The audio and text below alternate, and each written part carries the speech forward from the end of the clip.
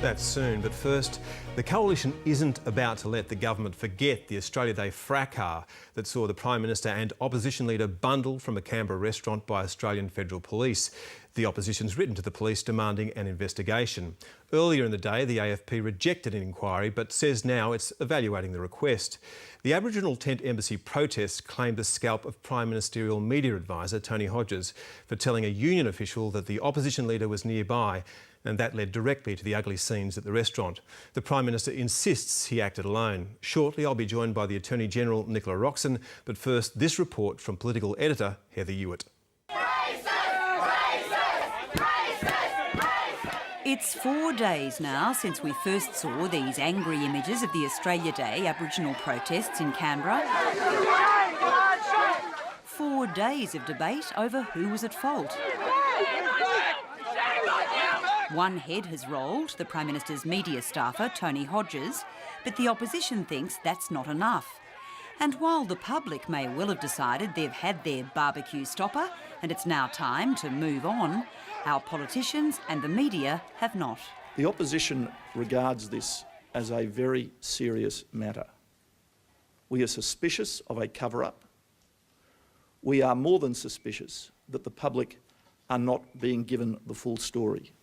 This is the most serious security breach involving our nation's top leaders since the 1970s. I've obviously formed the view this was a grave error of judgment by Mr Hodges. It should be unthinkable for a security breach of this nature not to be fully investigated by the Australian Federal Police. For it to be insinuated that I would play some role in disrupting an event to recognise Australians who performed miracles during a natural disaster is deeply offensive. It's a measure of the way politics works these days, and like it or not, we're having it served up to us again at the very start of a fresh political year. The constant he said, she said, tit for tat in the 24-hour news cycle, the aim to tactically outmanoeuvre the other and, if deemed necessary, cry foul to the Federal Police. We don't know whether a crime has been committed, but in the circumstances, there seems to be a body of material which makes that at least distinctly possible. We do know that the Prime Minister's security was breached, and we do know that that breach of the Prime Minister's security was the direct result of a sequence of events initiated by Mr Hodges. That alone is a serious matter that requires thorough investigation. Never mind that all the initial signs today pointed to the AFP not wanting to be involved, when it issued a statement this morning saying there was no evidence of a criminal act and it was not conducting an investigation. But the opposition isn't letting go that easily. Former media advisor Tony Hodges' admission he'd passed on information that tipped off the protesters is one thing, but the opposition's real target, as always, is Julia Gillard. I think the opposition feels, quite rightly, that there's a fragility about Gillard, about her office and about the government, and that the opposition will continue to attack that fragility in the hope that they can get into government sooner rather than later. Despite general praise for Julia Gillard's concern for Tony Abbott on Australia Day as protesters closed in, the gloves are now off in a battle arguably of Labor's own making, and not for the first time. A young media advisor going beyond his job description. I think the lesson for people working in these sorts of jobs is to not confuse themselves with the actual players. They're not players in this, they should be basically the humble servant of their political leaders. When you try to get involved and manipulate media events in the way that it seems some people try to manipulate that event, things can come a cropper, and in this case they came a cropper in a very big way on the front page. Yes, I think this is an interesting recurring theme in this government. And it even preceded Gillard. It was happening in Rudd's staff as well. So there's a real problem with the Labor Party. They need to look at their political staff because, quite frankly, they're not up to it. The opposition focus today has turned to when Julia Gillard first knew of her staffer's involvement.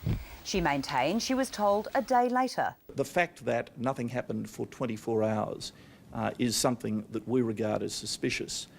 And we would like the investigation that the AFP undertakes into who knew what, when did they know it, and what did they do about it, to focus on that, among other issues, within the Prime Minister's office.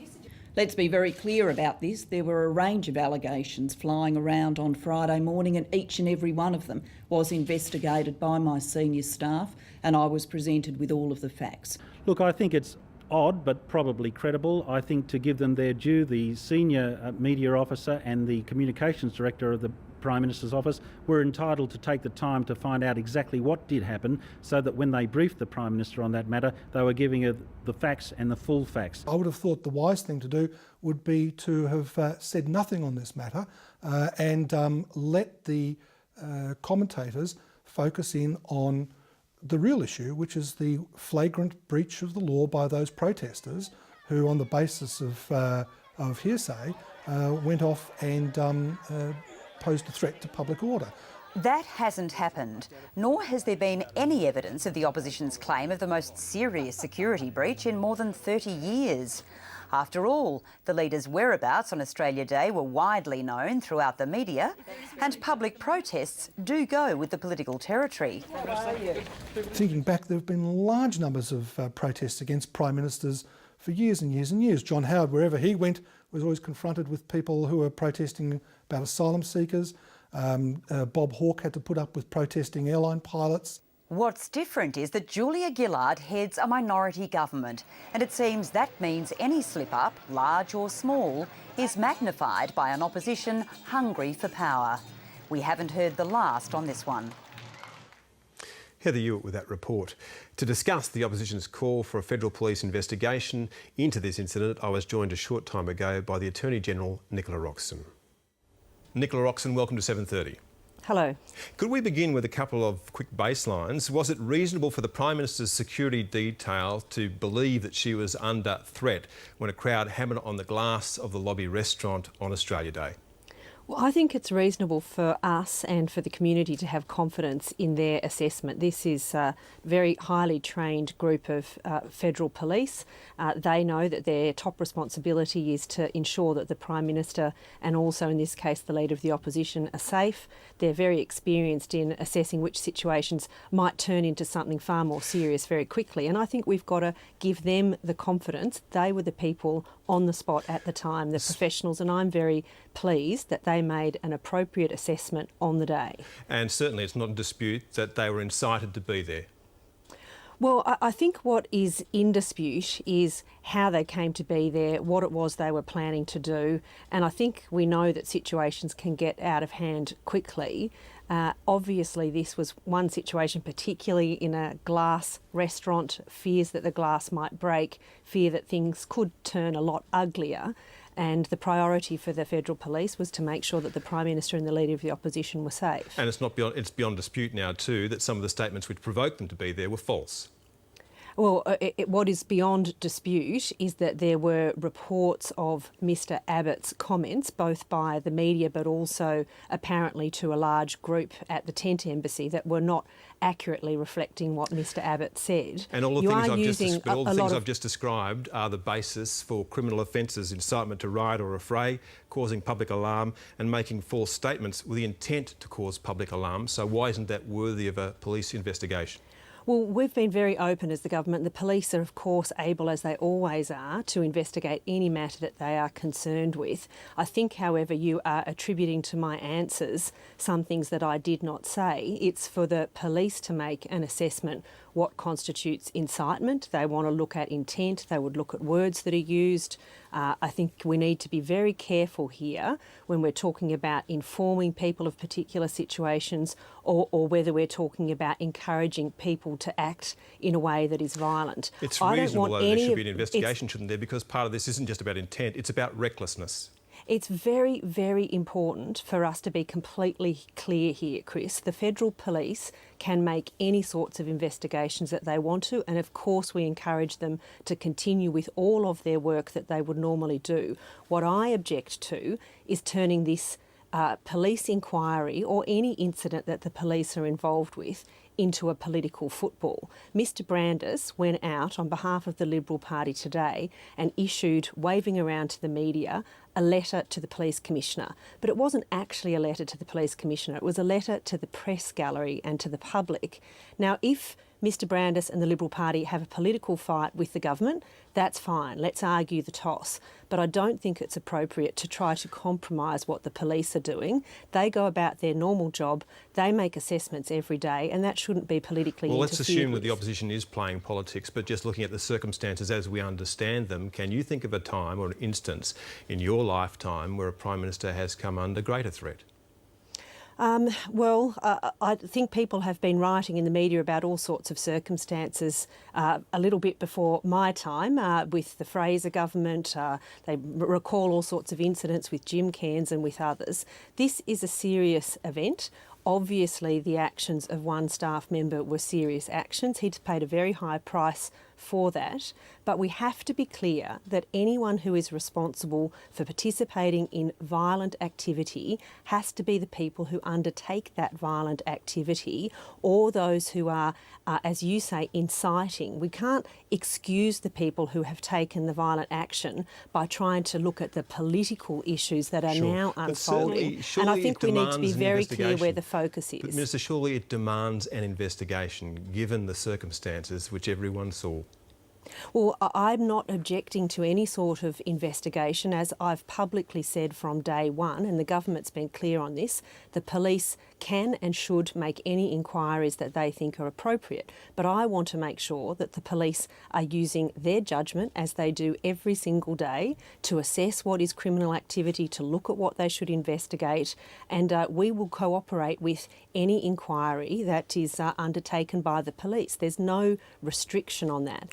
But we shouldn't let the Liberal Party try to excuse the actions that were taken by a number of people that were violent and intimidating towards the Prime Minister and the Leader of the Opposition, and they are the focus of any inquiry. I think we are mixing those issues dangerously together if we are immediately, as lay people or as a media commentator or the Attorney-General, putting our view in to a very careful assessment that the police need to make about each of the facts in the situation. What are people to make of the political culture of the Prime Minister's office if a staffer was prepared to use race to incite hatred on Australia Day?